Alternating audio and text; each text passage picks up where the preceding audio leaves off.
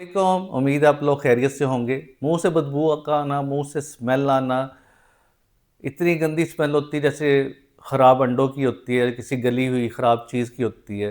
तो कई दफ़ा आपको शर्मिंदगी का सामना करना पड़ता है, आपको मास्क लगा के दुनिया में जाना पड़ता है सोशल इंटरेक्शन के लिए। और कई दफ़ा लोगों को आपकी स्मेल के डर से मास्क लगाना पड़ सकता है। तो मुंह की जो बदबू एक बहुत ही कॉमन मसला है। जब आप सांस लेते हैं तो मुंह के अंदर से कुछ ऐसे कंपाउंड निकलते हैं जिन्हें वोलाटाइल सल्फ़र कंपाउंड्स कहते हैं, और ये सल्फ़र की स्मेल डिफरेंट जगह पे स्प्रेड करके दूसरे लोगों को भी मुतासिर करती है। तो सबसे बड़ी वजह स्मेल आने की आपके मुंह के अंदर ही होती है, और मुंह के अंदर हमारा मेन पोर्शन आपकी ज़ुबान है।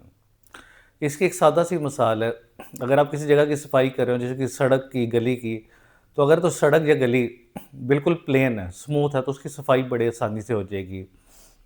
लेकिन अगर सड़क के अंदर या आपकी गली के अंदर खड्डे बने हुए हैं, ऊंचे नीचे, अनइवन सी है, जगह जगह ग्रूव्स बने, लाइनें बनी, निशान बने, तो उससे साफ़ करना मुश्किल होता है। इसी तरह हमारी मुंह के अंदर जो ज़ुबान होती है उसमें ग्रूव्स होते हैं, उसमें फिशर बने होते हैं, उसके अंदर पेपिलास होते हैं जिसके अंदर खुराक फंस जाती है, गल सड़ के मुंह से स्मेल का काज बनती है। यानी कि मुंह की बदबू का 90% जो काज है वो हमारी ज़ुबान के ऊपर जो सफ़ेद रंग की कोटिंग होती है, जिसके अंदर गले हुए जरासीम भी होते हैं, खुराक भी फंसी होती है, और उसकी वजह ज़ुबान बिल्कुल फ्लैट नहीं होती। जिस तरह किसी सड़क जो ख़राब है उसे साफ़ करना मुश्किल है, इसी तरह ज़ुबान को साफ़ करना बहुत मुश्किल होता है। तो सबसे पहला काज ज़ुबान के ऊपर सफ़ेद रंग की कोटिंग, जिससे मुंह से आपके स्मेल आती है। दूसरी वजह, आपके मुंह के अंदर कोई इन्फेक्शन हो सकती है जिसे जिंजिवाइटिस या पेरिडोंटाइटिस कहते हैं। मसूड़े आपके ख़राब हो सकते हैं, मसूड़ों से खून आने की वजह से, मसूड़ों में रेशा पड़ने से आपके मुंह से स्मेल आ सकती है। तो ये दो तो मोटे मोटे काजेज़ थे। इसके अलावा अगर आप कोई ऐसी खुराक चूज़ करते हैं, जैसे आप लहसुन का इस्तेमाल बहुत करते हैं, प्याज का इस्तेमाल बहुत करते हैं, उससे भी आपके मुंह से बदबू आ सकती है। ये सारे मुँह की वजूहात थी, लेकिन कुछ कंडीशन में, जैसे आपका मुँह खुश्क रहता है, तो खुश्क मुँह की वजह से भी मुँह से बहुत ज़्यादा स्मेल आती है। कई दफ़ा आपको किसी और बीमारी से भी मुँह से स्मेल आ सकती है, जैसे आपको शुगर है, जो कंट्रोल नहीं है, उसकी वजह से भी आपके मुँह से स्पेशल एक फ्रूट्स की, फलों की स्मेल आती है, मीठे की जो होती है। तो ये स्मेल आपको कई दफ़ा आपकी बीमारी का भी बता देती है। जिस तरह मैंने कहा था फ़िशी स्मेल होती है, मछली की, जो वो किडनी की प्रॉब्लम की वजह से आ सकती है, अमोनिया की तरह की। तो ये खाली स्मेल बहुत बड़े ख़तरे की अलामत भी होती है, जिससे आपको कई बीमारियों का भी पता लग जाता है। तो हमने क्या करना है? मेनली हमारे किचन में कुछ चीज़ें ऐसी पड़ी है जिससे हमारा मुँह से स्मेल का मसला ख़त्म हो जाएगा। तो सबसे पहला स्टेप जो आपने करना है वो ब्रश, सुबह शाम ब्रश करना है अच्छी तरह, नरम ब्रश लेकर। फिर दिन में एक दफ़ा धागे का इस्तेमाल करना है, और अपनी ज़ुबान को टंग स्क्रैपर की मदद से अच्छी तरह साफ़ करना है। इससे आसान तरीका एक और भी है कि आप नीम गर्म पानी 1 गिलास लें, उसमें 1 चम्मच नमक डालें, उसे मुँह के अंदर 30 सेकंड तक रखें और अच्छी तरह हिलाएँ ताकि वो हर जगह पहुँच जाए। उसके बाद आप थूक दें, स्पिट कर दें, तो फिर भी आपका मसला हल हो जाएगा। इसके अलावा जो आपके किचन में लौंग पड़े हैं, क्लोव्स जो होते हैं, उन्हें आप रोज़ का 1 क्लोव्स चबाएँ तो आपकी सेहत भी अच्छी रहेगी, मुँह से स्मेल भी नहीं आएगी। या उसके अलावा आपके अगर किचन में सौंफ पड़ी है, तो सौंफ जो होती है उसे भी दिन में आप चबाएँ, उससे भी मुँह की बदबू ख़त्म हो जाती है। इसके अलावा फ्रेश जो हर्ब्स जिन्हें कहते हैं, जैसे अजवाइन है, बड़ी अच्छी चीज़ है, हाज़मे के लिए बड़ी अच्छी है, मुँह की बीमारियों के लिए अच्छी है। पुदीना, इसका इस्तेमाल, ये चीज़ें ऐसी हैं जो रेगुलर बेसिस पे हमारे किचन में मौजूद होती है, और इनके इस्तेमाल से हम कई बीमारियों से भी बचे हुए हैं। मज़ीद हम मुँह की बीमारियों से भी बच जाएँगे, और इन्हें चबाने से मुँह से बदबू भी आपकी ख़त्म हो जाएगी। एक चीज़ मैंने लास्ट वीडियो में बताई थी, बेकिंग सोडा, उसका इस्तेमाल भी आप कर सकते हैं। 1 गिलास आपने नीम गर्म पानी लेना है, उसमें 1 चम्मच का चौथा हिस्सा आपने बेकिंग सोडा डालना है, कम से कम डालना चाहिए। उसे अच्छी तरह मिक्स करना है, फिर उसे मुँह के अंदर 30 सेकंड रखना है, उसे अच्छी तरह हिलाना है, स्विश करना है, फिर आपने थूक देना है। उससे भी मुँह की स्मेल ख़त्म हो सकती है। ग्रीन टी जो पीते हैं रोज़ाना 1 कप ग्रीन टी का, उससे हमारे मसूड़े भी मज़बूत रहते हैं, और मुँह की बदबू भी आपकी ख़त्म हो जाती है।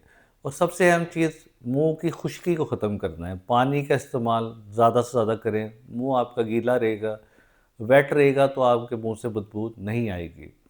اور ایک اور بڑی انٹرسٹنگ چیز ہے زائلیٹول. زائلیٹول ایسی چیز ہے جو ایک میجک ہے، جس سے دانتوں میں کیڑا نہیں لگتا ہے. جب آپ اس ببل کو چباتے ہیں، اس سے منہ میں تھوک پروڈیوس ہوتا ہے، سلائیوا کی پروڈکشن زیادہ ہوتی ہے، دانت صاف رہتے ہیں، منہ کی بدبو کو بھی ختم کرتا ہے. اس کے علاوہ اصل چیز جو خوراک ہے، ہم لوگوں نے اپنی خوراک میں برگر شاورما شامل کر لیا، ایسی چیزیں جو ہماری صحت کے لیے بھی نقصان دہ، منہ کی ہیلتھ کے لیے بھی نقصان دہ ہیں. تو سمپلی آپ کچے سیب ایپل کا استعمال کریں، اچھی طرح اسے چبائیں. گاجر کا استعمال، یہ دونوں چیزیں آپ کے نیچرل ٹوتھ برش کے لاتے ہیں.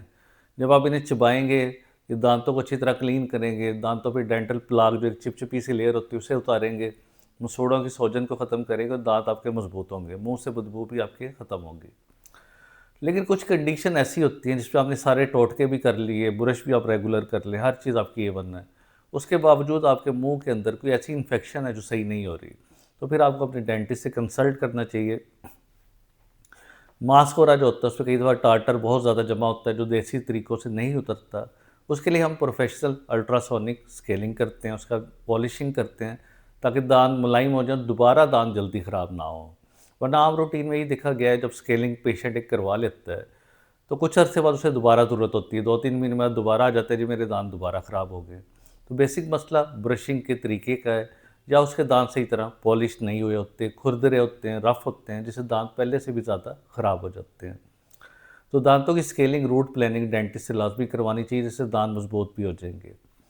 اب یہ سارے طریقے آپ نے کر لیے ہیں، لیکن کچھ کنڈیشنز ایسی ہیں جو یہ سارا کرنے کے باوجود بھی آپ کے منہ کی بدبو ختم نہیں ہوتی. وہ ایسی ہے جیسے آپ کو کوئی گلے کا مسئلہ ہے، ٹونسلز میں ٹونسلائٹس ہے، گلے کے اندر کوئی پس ہے، تھروٹ انفیکشن ہے، یا آپ کا معدہ خراب ہے، آپ کو کڈنی کا پرابلم، آپ کی شوگر کنٹرول نہیں ہے، آپ کو کوئی خون کے اندر انفیکشن ہے.